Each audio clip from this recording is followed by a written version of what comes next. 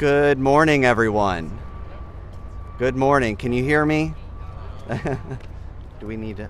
Perfect. Thank you. Let's try that again. Good morning, everyone. Good morning. What a way to welcome spring to Virginia. Thank you all for joining us today. My name is Dr. Craig Reynolds. I am the Chief Administrative Officer of the Capitol Square Preservation Council. And part of what the council does is to ensure openness, access, activity, and experience here on Capitol Square. So I'm very proud and honored to be here with you all today for this momentous occasion. As you look around, you can see the significance of the site in the way that the landscape envelopes us in this urban setting. It really is like a jewel, right? This little sort of green gem in the midst of this kind of concrete expanse. And what I like to remind visitors here is, well, this is one of the experiential ways we can think about this area of Virginia before the arrival of colonists, this sort of pristine land, before all of these buildings were around us. And when I think about it even further, I'm often reminded that we take so much for granted here in terms of what individuals like Thomas Jefferson left. We can look over to the hill and see this significant temple, this representation of democracy, of government, things that, of course, we are very proud of, that we can see here as part of Capitol Square. But I like to remind visitors, of course, it's only one tiny element of the overall story and history of what this area is. And I think what's most touching for me, because, well, my office is right here and I can look out onto Mantle, onto this monument, and I see the way that our visitors interact with this space. I see the way that school children enter into the spiral and they're drawn to the power of the water in the middle. And it is this incredibly moving experience that one can have in this sort of space within a space. And so I like to remind our visitors, especially when they're here, that as we gather, we should be mindful that the lands that we call Virginia, and indeed the very lands that we're standing on today, well, they were sacred. They were sacred to the native peoples, to Virginia Indians. Their ancestors were here for well over 10,000 years. So there's much here to share and much here to understand. And of course, our temple to democracy is significant. It is important. It is the centerpiece of Capitol Square. But again, it's just one element of the deep and rich history that's here, and a significant element of that, of course, is indigenous heritage and culture. It's my pleasure to introduce Chief Ann Richardson. In 1998, Ann was elected by the Rappahannock tribe as the first woman chief to lead a tribe in Virginia since the 18th century. Chief Ann is a fourth-generation chief in her family.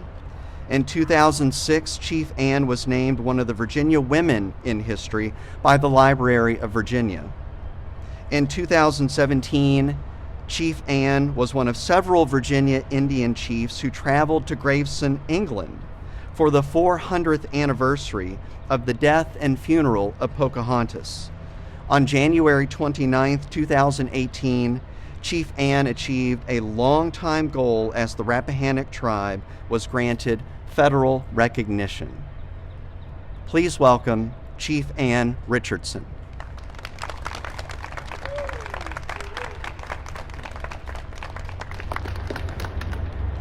Good morning. Morning. Is that better? Can you hear me now? Good morning, and welcome to the vernal equinox of the spring season. Happy spring. Spring meaning new life, bringing us forth into a new day. And I feel like it's so appropriate for the Virginia tribes that this new life is coming at a time where spring is bringing forth restoration and fellowship and compassion and generosity and some of those same pillars that were a part of the character trait of Pocahontas. I thank you for being here today as Rick and his team, Gloucester County, the capital, and the chiefs desire to honor Pocahontas in her own land in the way that we saw when we went to England. We were quite surprised when we traveled there in 2006 in preparation for the 2007 events here that she is still highly revered in England. Where here we didn't really know much about her.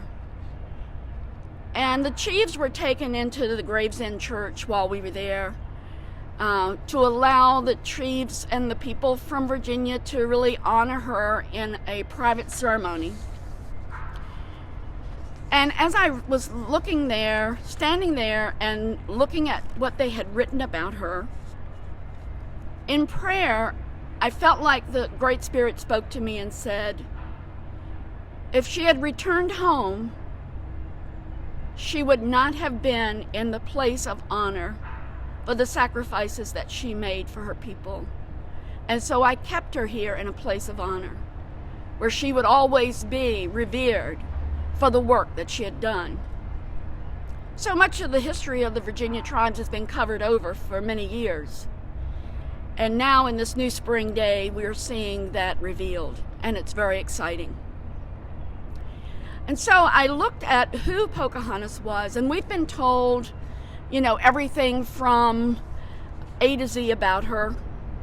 All of the propaganda here in the United States about her, the Disney movie and the cartoons about her. But the truth about her, a lot of that is in England, and we didn't even have those records here. And so when I look at the things that she did, and who she was generous, she was compassionate. The English settlers, they would have starved if it had not been for her. Out of her generosity and out of her compassion for people and her love, she wanted to make sure that those people did not starve, because that was inhumane. She followed the tradition of her people. And I believe that she was led to do what she did divinely. So if George Washington, the man who was the commander-in-chief, who had fought the Revolutionary Army and led the way to our independence, if he can be considered the father of America, she can certainly be considered the mother of America for what she did. So she came to these people, strangers that no one knew. She learned their language, she learned about them, and then she was taken captive for the work that she had done to teach the language to them so that they could communicate with us.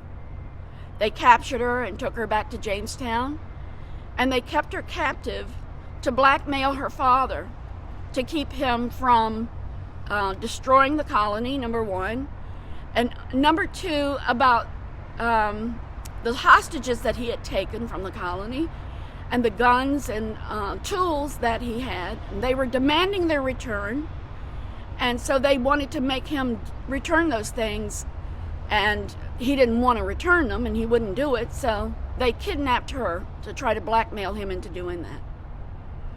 So she wasn't really rewarded for the work that she had done. But while she was there, she learned more about the English people. She learned the language. They taught her to read, and they taught her about the Bible. Now, at this time, King James was having the Bible commissioned in England, his version of the Bible. And so she learned that, and she was converted at Jamestown to Christianity. And then she took on the name Rebecca.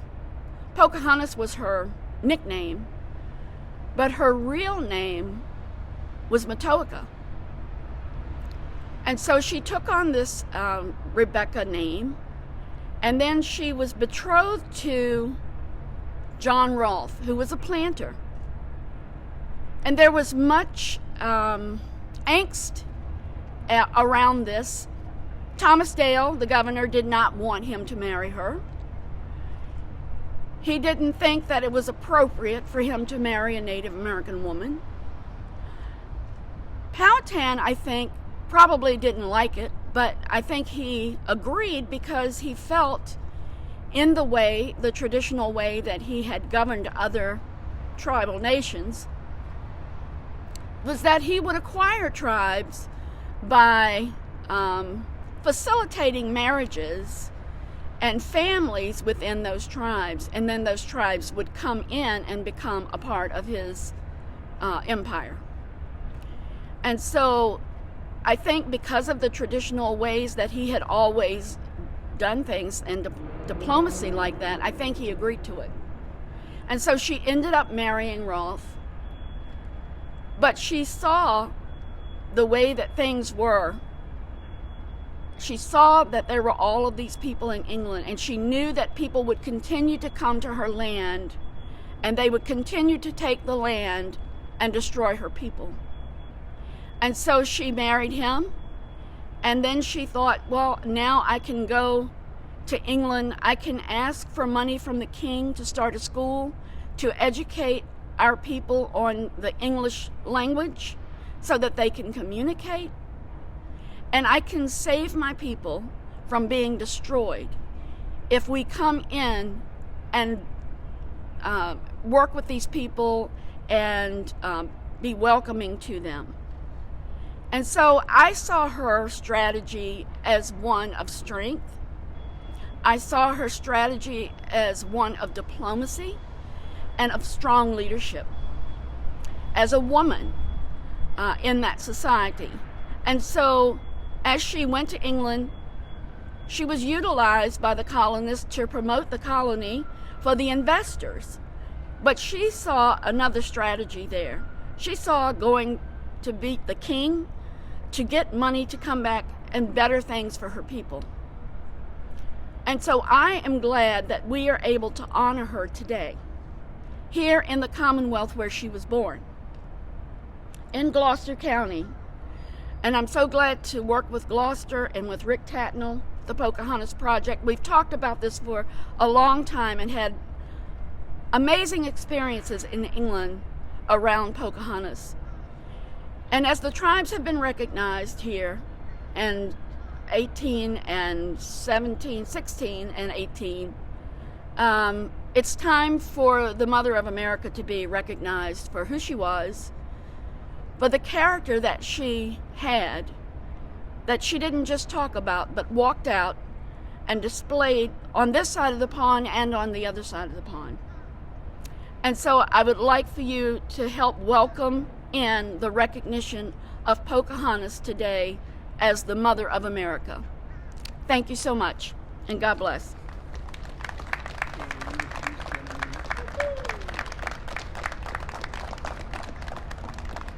And now I would like to introduce Jenna Moon, who is Virginia Deputy Secretary of the Commonwealth.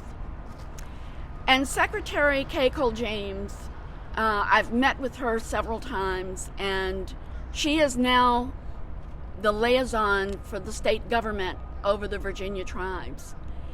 And we were really blessed to have her appointed and accept that position. She's been in government a long time, but she displays some of those same character traits as Pocahontas. Her generosity, her ability to be a diplomat, her ability to work with people across different cultures, and to stand firm in her beliefs, to make things better for all people. And I am pleased, Jenna, that you were able to be with us this morning, and please give our best to the Secretary. Jenna Moon.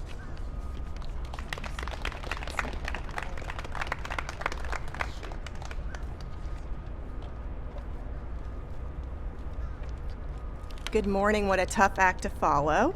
She is so amazing. And I'd like to thank Chief Ann and Rick for having me today. Secretary James is attending a dear friend's funeral, so she was not able to be here.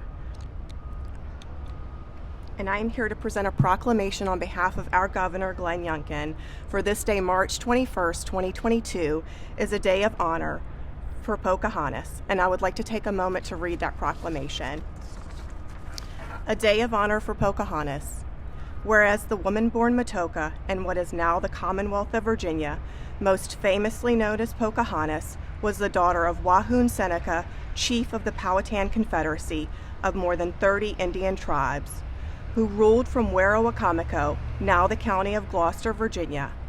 And whereas Pocahontas helped the English settlers at Jamestown in many ways through her lifetime, including feeding them during the starving time and possibly saving the life of Captain John Smith. And whereas Pocahontas learned the English language and converted to Christianity at the Virginia city of Henricus and was baptized at Jamestown, taking the name of Rebecca. And whereas Pocahontas, as Rebecca, married John Rolfe and later gave birth to Thomas Rolfe. Whereas Pocahontas single-handedly changed the future course of world history through her diplomatic voyage to England with her husband and son. And whereas Pocahontas cemented her influence on the investors of the Virginia Company by dying in England, her funeral and burial on March 21st, 1617 at St. George's Church in Greyston, England, forever ended her attempt to return home. And whereas Pocahontas has continued to captivate the imaginations of Virginians and Americans for centuries, including many representations across the Capitol grounds, Virginia Capitol grounds, and in the United States Capitol. Now, therefore, I, on behalf of Glenn Youngkin, do hereby recognize March 21st, 2022, as a day of honor for Pocahontas, and call this observance to the attention of our citizens as a day to celebrate her example as a patron of peace and cross-cultural understanding. Thank you so much. And now I would like to introduce Carol Steele, Acting County Administrator of Gloucester County, Virginia.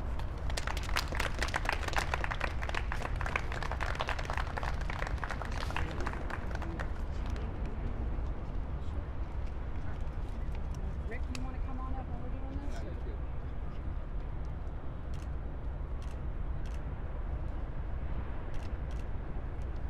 Thank you very much.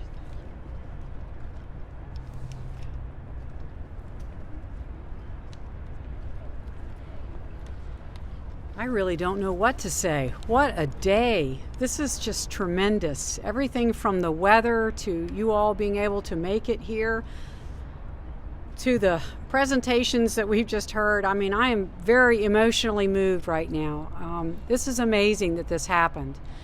I'll introduce Rick in a minute, but we all owe him a thanks for being the mover and shaker and the visionary person that he is for getting this going. And when Rick and I wanted to meet with the secretary, who happens to be involved with the Gloucester Institute and has made a lot of difference in Gloucester County, so we were very happy when she was appointed. We set up a meeting and just to introduce ourselves, to tell her about some of the things that we've been doing and offer our assistance however we could. And we mentioned that we were going to try to do a resolution in next year's General Assembly, and Gloucester's delegate Keith Hodges had already agreed to sponsor that, and we knew that there would be many others that would sign on, and it was the Secretary's suggestion about having a governor's proclamation, something that we had never dreamed of or thought of. And as the Deputy Secretary was explaining to me earlier, this normally takes a minimum of 45 days. This got done within a matter of days. So we were, already going to hold this event, but wow, this is just great. So I thank you again for all coming. I'm very, very pleased that we now have a day of recognition that should have been done a long time ago. And I love the suggestion that another Gloucesterian made, that let's take this internationally. Let's go on up to Congress next year with declaring it as a national day, and then let's go international. I'll wait a half a second.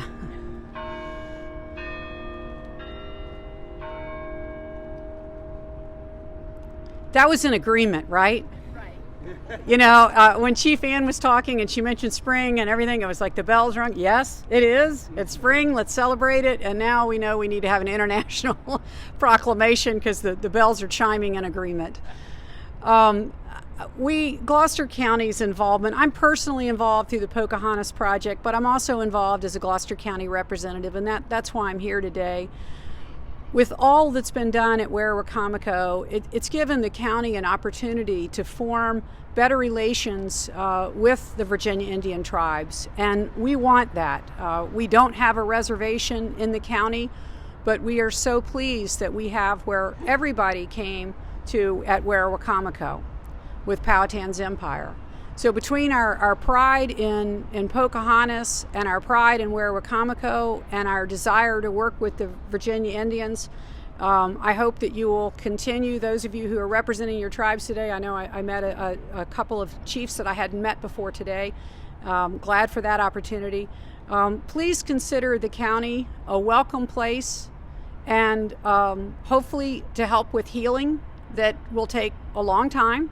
And it's always going to be a work in progress, but we want to be a part of that.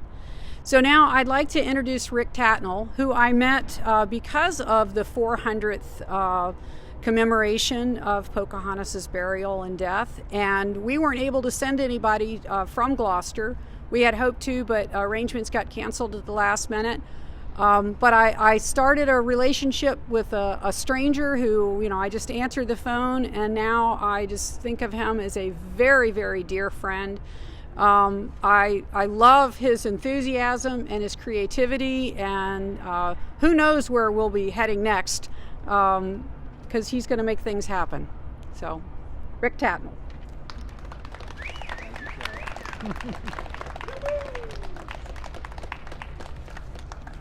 Thank you, fan club.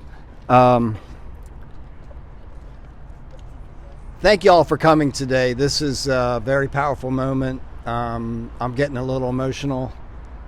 I'm glad that the weather reservation worked out well and that we have such a beautiful day. And this Capitol Square is beautiful even when there's construction around. So I think it's it's a wonderful place for us to be. And I expect that some of y'all have never made it to Mantle before. This is quite an extraordinary commemoration and celebration for the Virginia tribes, and there should be more events happening here. I was glad to hear what Craig mentioned about folks coming and intersecting and interacting with this very wonderful space. Before I go any further, I would like to make sure that we give some attention to other tribal chiefs that are here. Joining Chief Anne Richardson, we have Chief Frank Adams from the Upper Mattaponi. Frank. We have Chief Kenneth Branham from the Monacan tribe, and we have Chief Lynette Alston from the Nottoway tribe. And we really appreciate their involvement. We have 11 recognized tribes in the Commonwealth of Virginia. And again, Jenna and Secretary Keiko James and others have that opportunity and honor of intersecting with the tribes. And we definitely want to make sure that we do everything we can to support their effort and to continue the resurgence that the Virginia Indian tribes are currently in the midst of, and that will continue forever. 5 years ago, I was in Gravesend, England, with some friends that we've got over here, and Chief Ann and others, and we were commemorating the 400th anniversary of the funeral of Pocahontas. The history of Pocahontas is very sparse, mostly written by older Englishmen who wrote a lot of stories after she passed. We don't have a lot of information about her, and actually we don't know the day that she died. Chances are it might have been the day before, but we do know that on March 21st, 1617, there was a funeral at St. George's Church in Gravesend, and we had several delegations that went to England in 2017, and maybe it was intended to be a look back, but it really was a resounding look forward for me. The relevance and the power of the persona and the life example of Pocahontas was very much alive in Gravesend, and it was very much of a life celebration and not a memory of a funeral. And I came back from that trip energized and inspired, and deciding that we needed to build on this amazing historical figure that so many people just don't understand and certainly don't recognize the impact that she's had on the future course of world history. The world that she faced in 1607 is not a lot unlike what we're facing now. We've got new people coming to various places. We're dealing with disease. We're dealing with economic and social unrest. We're dealing with an us against them mentality. And we need to change this, and we need inspiration to do so. Pocahontas decided in an action-oriented way to accept these challenges and to try to bring people together. We're very excited about the wording that's in the proclamation that defines her as an ambassador of cross-cultural understanding, because that was what she was attempting to do. And as a patron of peace, the Peace of Pocahontas took place after the marriage to John Rolfe, and peace was what she was striving for throughout her life. Her very, very short life, 21, maybe 22 years old. The Pocahontas Project is been created and spends its time trying to promote the enthusiasm of others to get back involved in changing the future course of our world history, and using the inspiration of the life example of Pocahontas to do so. And hopefully y'all will be hearing more about what we're doing and get involved. This is something that is most definitely an international project, and I love the idea of turning next year's event into an international project. I spent this morning in sending emails to folks in England, making sure that they were aware of this event and that they saw the proclamation. And again, as has been described, we have a proclamation with a couple more whereases that will be presented to the Virginia General Assembly next year, and we anticipate a unanimous approval, so that next year we'll have another event here at Mantle on March 21st that will become an annual Commonwealth event. We've been really fortunate to have a lot of great partners in this effort, and you've met some of them now, and I want to introduce a couple of others to you at the moment and give them a chance to speak a little bit about their intersection with the woman most famously known as Pocahontas. First off, I want to bring in Joseph Rogers with the Virginia Museum of History and Culture. Joseph has recently joined the museum as the Partnership and Community Engagement Manager, and he has a very unique look at Richmond's history and the Commonwealth's history. The Virginia Museum of History and Culture has been very involved in Pocahontas really from the beginning. In 2018, the year after we went to England for the anniversary, they held a symposium, three-part symposium that included a number of chiefs and a variety of different historians and experts on the life and the legacy of Pocahontas. And it was a very important gathering. And they interpret Pocahontas every day because of the story of Virginia and their attention to the Virginia tribes. So we're really excited to have Joseph here to say a couple words about the Virginia Museum of History and Culture's future thoughts about Pocahontas and the Virginia Indians. Joseph?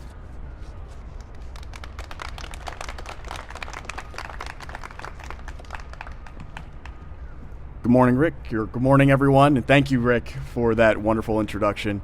It is very good to be able to stand in front of you all today to honor and stand with you in honoring the life and legacy of Pocahontas.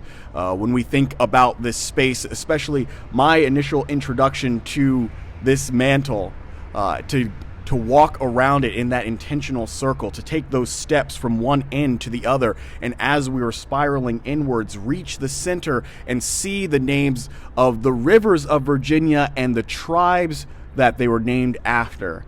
To know that the power of this place, the power of this land, rests in the history that was brought to it by the people who lived here first. It was incredible to be able to see that, to be able to experience that.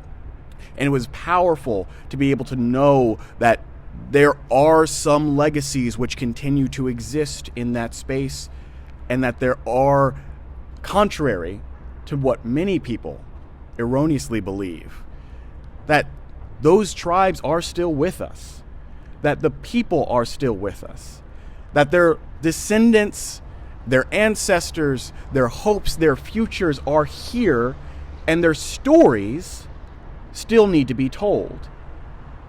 When I was first introduced to the Pocahontas Symposium, that, as Rick pointed out, was done that year following the journey to England, it was incredible to see those people standing up there, sitting and speaking with one another. And I do recognize some of the faces in the audience today who were there. And it is so powerful for people to have their own voices heard and recognized in these spaces. I say this from a particular experience. I also happen to have the honor and pleasure of doing living history programs where I get to stand in the garments and garbs and re-invoke the spirit of my own ancestor, James Apostle Fields, who was enslaved at birth, who seized his own freedom during the Civil War, and who would later go on to serve in that building right over there in the General Assembly of Virginia, as the last black man to put forward a bill in that assembly before the imposition of Jim Crow policies immediately following Reconstruction. And standing in that space, feeling the presence of my ancestor flowing through me and being able to voice that out has been an experience I cannot forget. And so when we at the Virginia Museum of History and Culture take our steps in talking about how we are going to move forward as the Commonwealth's State History Museum, we recognize that the power is in the people's voice to tell their own stories. We did it in a way with the Pocahontas Symposium, and we want to continue to do that. We want to empower people to tell their own stories, because the story of Virginia is the story of its people, the people who were here before the Commonwealth existed and the people who have come since, and the people who didn't necessarily want to come to the Commonwealth in the first place, right? It is in the power of those stories and in our commitment to telling those stories and allowing those stories to be told and to echoing and reverberating those stories that we can fully understand what it means to be citizens and residents on this land, on Powhatan land, on Virginian soil. And we do hope that you will be able to join us when we reopen our building, our Commonwealth, the story of Virginia, the dozens of new exhibitions that will be opening up in mid-May. We hope that you will join us and help commit your stories as well to that of the story of Virginia. So thank you.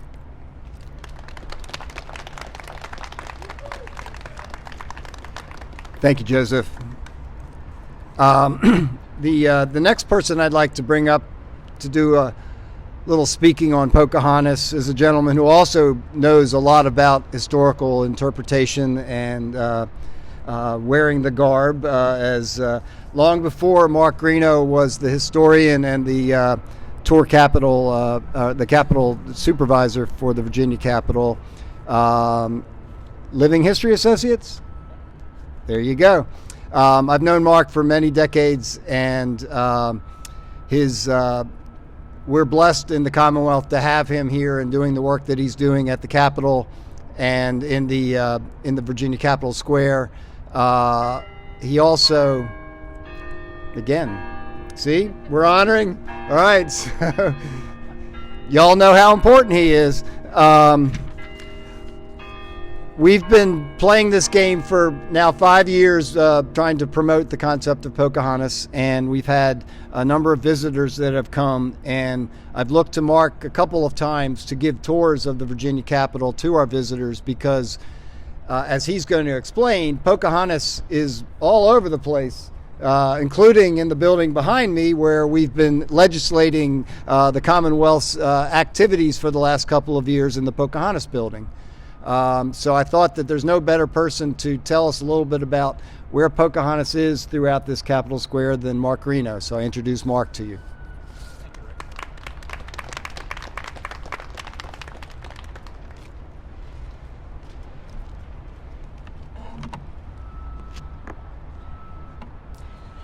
Well, Rick is exactly right. Pocahontas is still here. There are tangible reminders of her both inside the state capitol building and outside here on the square and adjoining the square. We can start off with the most accurate known representation of what Pocahontas actually looked like is framed and under glass up in the 1906 historic Governor's Conference Room on the third floor of the Virginia State Capitol. This is the engraving done around 1616 in England by Simon van de Pas. There are also more symbolic portraits of Pocahontas to be found, one of which is done in the manner of Thomas Sully and can be seen by visitors in the old Senate chamber, one of the tour rooms on the second floor of our state capitol. And there have also been portraits of Pocahontas over at the historic Governor's Mansion here on the grounds of Capitol Square. And as a reminder, every year we have the ceremonial tax-paying ceremony where Indian tribal nations participate in rendering symbolic taxes to the government of Virginia based on 17th century treaties still deemed to be in effect. What else can we find about Pocahontas in the here and the now? Her name is among the many names engraved in the glass on the Wall of Honor, which is an important part of Voices from the Garden, Virginia Women's Monument, which is here on the grounds of Capitol Square, just a few steps behind you. And on such a beautiful day like today, I hope that you'll take advantage of taking a closer look at our Mantle Monument and also going to meet the women from 4 centuries of Virginia history just behind you. And as it says on the glass wall where you see Pocahontas listed by 2 different names, those people are listed in honor and appreciation for their contributions and their achievements. Also, Pocahontas is among the thousands and thousands of souls embraced within this nautilus of the Virginia Mantle Indian Tribute. And you can see, as has been pointed out earlier, the names of not only historic rivers in Virginia, but those names of the rivers, the life-giving rivers of Virginia, echo the names of tribal nations, populated by the first families of Virginia who happened to speak Algonquian fluently. And you made reference to this. Behind us is the Pocahontas Building on the other side of the bell tower, which is now serving as the main office building for 140 elected lawmakers of the Virginia General Assembly. And that building was renamed the Pocahontas Building by the year 2000. And it joins other names of other named buildings here on the Capitol Square campus. But what about Pocahontas herself, the real person of Pocahontas? I would like to say, and we've hinted at this by other speakers today, there may be a lack of precision and completeness in the historical records for Pocahontas, but that does not mean that there is a lack of historical importance about her. Quite the contrary. Pocahontas is a complex figure, and you can see that, in fact, she can be known by different names at different stages in her eventful life. She is Pocahontas. She is Amanute. She is known by Matoaka among her own people. And of course, after her baptism, she is Rebecca. Her legacies are long-lasting and consequential. Her importance during her lifetime should be self-evident, and it doesn't need lots of extended re-envisioning. And I'd just take a moment to offer a cautionary tale involving the film by Disney Studios on Pocahontas. Somebody I know was doing interpretive work at Jamestown Island, and a very interested visitor who had come from a foreign country to see the land of Pocahontas, went through a walking tour of the grounds at Jamestown, and then with a look of concern came up to this person I know and said, is this the real Jamestown? And he assured him that yes, it was. This is the actual historic ground, the holy soil of Jamestown. He said, "Are you sure?" He says, "I want to know, am I in the actual Jamestown?" And yes, you are. And he says, "But where are the waterfalls?" And of course, he had fallen victim to the highly imaginative repicturing of the Virginia landscape in a made-for-profit movie. So let's not go there. We don't need to do that. The importance of Pocahontas doesn't need puffing or exaggeration or misrepresentation. Not from us. Captain John Smith called Pocahontas that blessed Pocahontas, the daughter of Virginia. And we've heard Chief Ann call her the mother of America. She impacted history from a very early age as a young girl, and until her premature death as both a wife and a mother. I think it's helpful for us to remember that both the English settlers and Virginia's native Indians often communicated with each other through young people, serving as language interpreters. Pocahontas has an enduring reputation for a kindly interaction and her peacekeeping efforts. And it's also interesting to remember that at the very first meeting of the Virginia General Assembly in 1619, that several of the laws that were passed in that historic occasion were passed that with the intent to limit conflict and provide resolution of disputes and keep the peace of Pocahontas alive. And remember that the grieving husband of Pocahontas, John Rolfe, was a member of that legislative assembly in 1619. I think it's fair to say that she was fearlessly willing to navigate between two established and sometimes competing cultures, and she was aspiring to become larger than the sum of her parts. She died an ocean away at Gravesend at St. George's Church, and people here have made a pilgrimage to that location. If her premature death prevented her from reaching her full potential, her intriguing life is an ongoing invitation for us to continue a journey of cultural understanding and appreciation. And I'm sure that's why we're all here today. Thank you very much. Thank you, Mark. Thank you, Mark.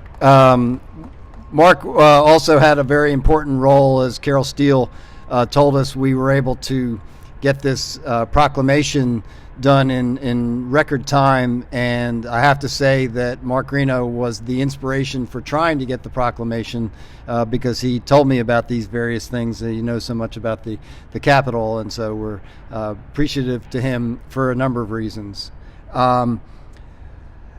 Possibly the folks that think about Pocahontas more than me, although probably not, but collectively they do, are my friends at the Henricus Historical Park, now in Chesterfield County, but originally a part of the sprawling county of Henrico. And we are honored to have a couple of folks here to speak to you. One person who's not able to be here is John Pagano, who's the lead historical interpreter for Pocahontas, or for Henricus. And he's currently speaking to about 200. He's spending the day at Brooklyn Middle School in Henrico County, speaking with sixth graders throughout the day. Is going to intersect with probably about 200 young folk, and will be telling the story in his 1600s kit to these students about Pocahontas and this important day and what's going on at Henricus.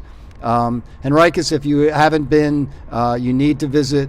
An incredible historical interpretive site that has a very strong meaning for the history of Virginia. And I'm proud to introduce Josh Lahuri to come and talk, and then he's going to introduce his good friend Dave to say a couple words about the work that they're doing at Henricus and its influence. It's being influenced by Pocahontas. Josh?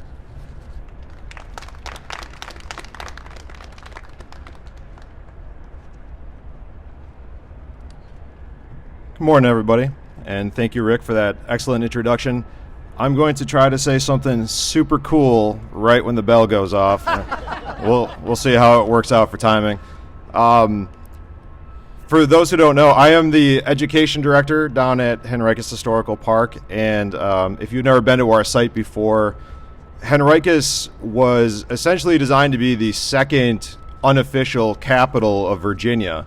After Jamestown was failing due to starvation and other issues, Sir Thomas Dale sent about 300 soldiers further up the James River to establish a new fort in 1611 that became Henricus Fort.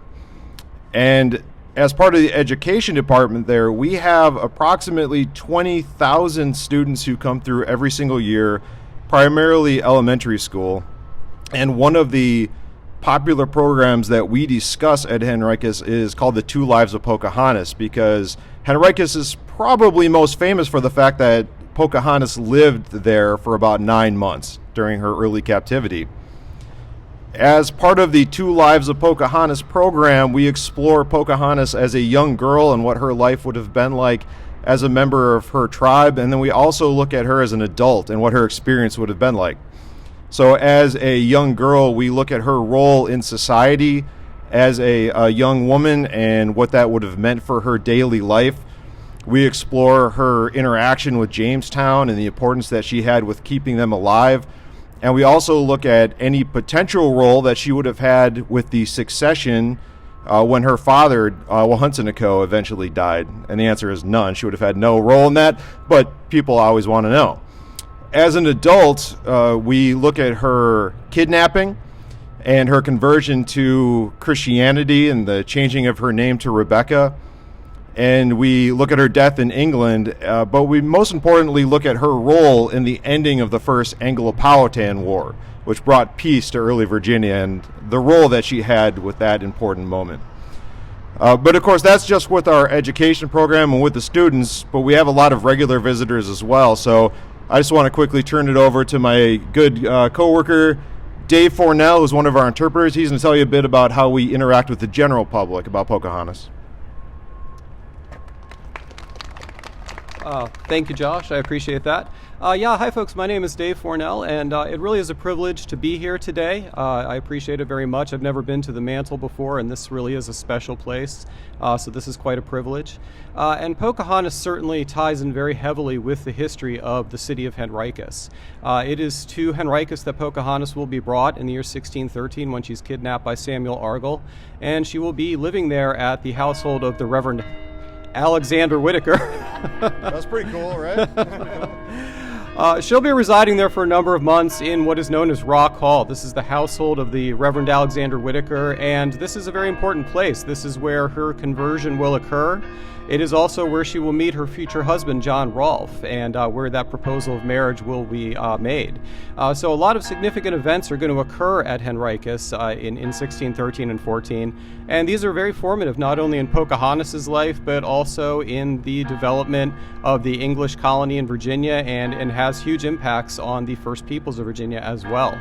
So we try to highlight those activities, those events very heavily in our interpretation at Henricus, and to kind of carry that message, that story out to the wider public, because as has been pointed out, a lot of people don't really understand a lot of that history in depth, and our goal is to try to just keep that story going and spread it to as many people as we can.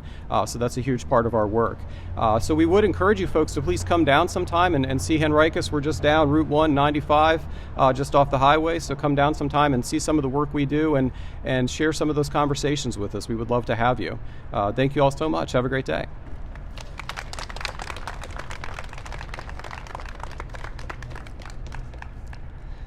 I guess the bells, the Commonwealth has been wonderful in making so many things happen, providing us with this lectern, providing us with the knowledge that our hour is up, and so we have that. This is just a beginning. Again, we're going to have a resolution that's going to enable this to become an annual event. We intend to involve all the tribes in planning and preparation for what we want to do next year, and for, as Joseph talked, to get the tribes to be able to speak for themselves. This is a day of honor for Pocahontas, but it's also a celebration for the Virginia Indian tribes. And it's important that at this time in history that we learn from their ancient wisdom, that we take advantage of their experience and their resilience, and that we look forward together to not only supporting the future of the Commonwealth, but the world. The Commonwealth of Virginia has been in everybody's mindset for a long time, and very much recently, and we intend for the Commonwealth to be a leader throughout the world, and that we think that Pocahontas and the Virginia Indian tribes can help to inspire us towards that greatness. So we appreciate y'all coming today, and look forward to you seeing you next year. Please tell your friends and family about Mantle.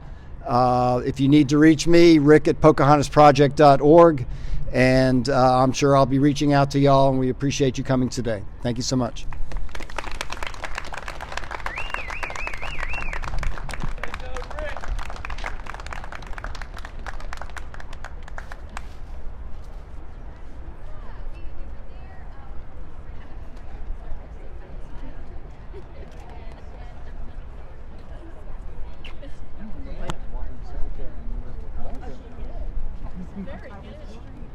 Still recording.